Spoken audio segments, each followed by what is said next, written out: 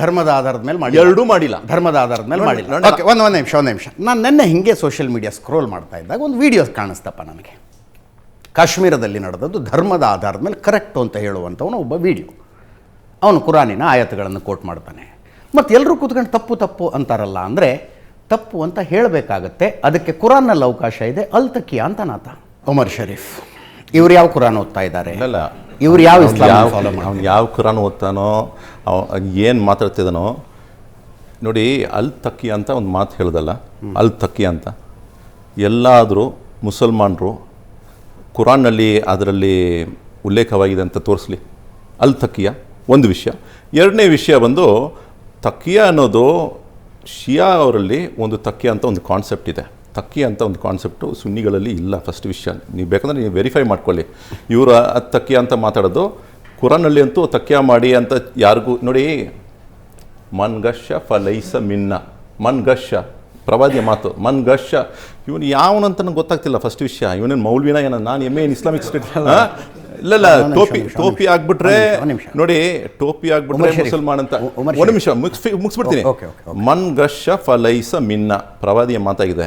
ಯಾವನೊಬ್ಬ ಮೋಸ ಮಾಡ್ತಾನೋ, ಅವನು ಚೀಟಿಂಗ್ ಮಾಡ್ತಾನೋ, ಅವ್ನು ನಮ್ಮವನಲ್ಲ. ಇಲ್ಲಿ ತಕ್ಕಿಯ ಮಾಡೋದು ಚೀಟಿಂಗ್ ತಾನೆ. ತೋರಿಸೋದೊಂದು ಮಾತು, ಒಂದು ಮಾತು ನೋಡಿ ನುಡಿ ನಡೆ ಎಲ್ಲ ಒಂದೇ ಕಡೆ ಇರಬೇಕು. ಉಮರ್ ಶರೀಫ್ ಇವಾಗ ಮುಗಿಸ್ಬಿಡ್ತೀನಿ. ಇಲ್ಲ, ಬ್ರಿಗೇಡಿಯರ್ ಉಸ್ಮಾನ್ ಖಾನು ಅವರು ಲಯನ್ ಆಫ್ ನೌಶೇರ ಅಂತ ಅಂದ್ಕೊಂಡು ಈ ದೇಶಕ್ಕೋಸ್ಕರ ಪ್ರಾಣ ಬಿಡುವಾಗ ಅದು ತಕ್ಕಿಯನ? ಇಲ್ಲ ಹನೀಫುದ್ದೀನ್ ಅಂತ ಒಬ್ಬ ಕ್ಯಾಪ್ಟನ್ ಹನೀಫುದ್ದೀನು ಇಲ್ಲಿ ಕಾರ್ಗಿಲ್ ವಾರ್ನಲ್ಲಿ ತನ್ನ ಪ್ರಾಣವನ್ನು ಬಿಟ್ಟು ವೀರ ಚಕ್ರವನ್ನು ಪಡೆದ್ರಲ್ಲ, ಅವರು ಅತ್ತಕ್ಕಿಯ ಮಾಡಿದ್ರ? ಇಲ್ಲ ಅಬುಲ್ ಕಲಾಂ ಆಜಾದ್ ಅತ್ತಕ್ಕಿಯ ಮಾಡಿದ್ರ ಹೋರಾಟ ಮಾಡುವಾಗ? ಇಲ್ಲ ಅಬ್ದುಲ್ ಕಲಾಂ ಅವರು ಅತ್ತಕ್ಕಿಯ ಮಾಡಿದ್ರ? ಇವನು ಯಾವನೋ ಒಬ್ಬ ಹುಚ್ಚಿನ ಥರ ಮಾತಾಡ್ತದಾನಂದರೆ ಅವನು ಯಾರು ಫಸ್ಟು? ಅವನೇನು ಮೌಲ್ವಿನ? ಅವನು ಏನು ಯಾವ ಸಂಸ್ಥೆಯಿಂದ ಮಾತಾಡ್ತಾ ಇದ್ದಾನೆ? ಟೋಪಿ ಆಗ್ಬಿಟ್ಟ ಅವ್ನು. ಟೋಪಿ ಆಗ್ಬಿಟ್ರೆ ಅವ್ನು ಮುಸಲ್ಮಾನ್ರ? People did not even know who are the terrorist. ಅವ್ರು ಯಾರು ಅಂತಾನು ಗೊತ್ತಿರ್ಲಿಲ್ರಿ. ಬಂದು ಕೊಂದ್ರು ತಾನೆ ಅಜಿತ್ ಅವರೇ. ಒಂದು ನಿಮಿಷ ಇವನು ಯಾರು? ಅನಾಮಿಕವಾಗಿರಬಾರ್ದು. ಅವನು ಯಾರೋ ಒಂದು ಸಂಸ್ಥೆ ಲೀಡರ್ ಇರಬೇಕು, ಮುಖಂಡವಾಗಿರಬೇಕು, ಇಲ್ಲ ಒಂದು ಆಲಿಮ್ ಆಗಿರಬೇಕು, ಇಲ್ಲ ಒಂದು ಪೊಲಿಟಿಷಿಯನ್ ಆಗಿ ಲೀಡರ್ ಆಗಿದ್ರೆ ಅವನ ಮಾತಿಗೊಂದು ಬೆಲೆ ಇರುತ್ತೆ. ಯಾವನೊಬ್ಬ ಅನಾಮಿಕ ವಿಜ್ಞಾನ. ನನ್ನ ಪ್ರಶ್ನೆ ಕೇಳಿಸ್ಕೊಡ್ರಿ. ಅಲ್ಲಿ ಬಂದು ಶೂಟ್ ಮಾಡಿದಂಥ 6 ಜನ ಭಯೋತ್ಪಾದಕರು ಎಷ್ಟು ಕುರಾನ್ ಓದಿದ್ರು, ಏನು ಕುರಾನ್ ತಿಳ್ಕೊಂಡಿದ್ರು ಅಂತ ಯಾರಿಗೂ ತಿಳ್ಕೊಳ್ಳೋದಕ್ಕಾಗೋದಿಲ್ಲ. ಅವರ ಕೈಯಲ್ಲಿ AK-47 ಇದ್ದದ್ದು ಸತ್ಯ. ಅವ್ರು 26 ಜನರನ್ನು ಕೊಂದಿದ್ದು ಸತ್ಯ. ಕರೆಕ್ಟ್, ಕೊಂದಿದ್ದು ಸತ್ಯ ಅಷ್ಟೇ. ಕಟ್ಕೊಂಡು ಏನ್ ಮಾಡೋಣ?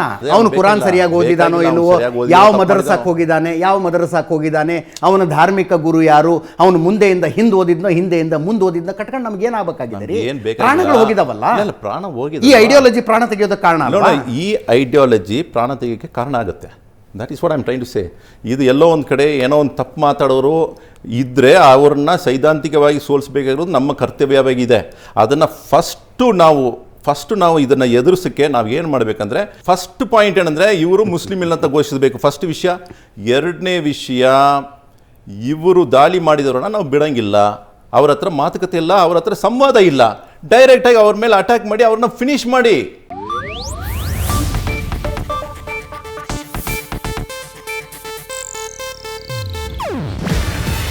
ಇದು ಏಷ್ಯಾನೆಟ್ ನ್ಯೂಸ್ ನೆಟ್ವರ್ಕ್ ಪ್ರಸ್ತುತಿ.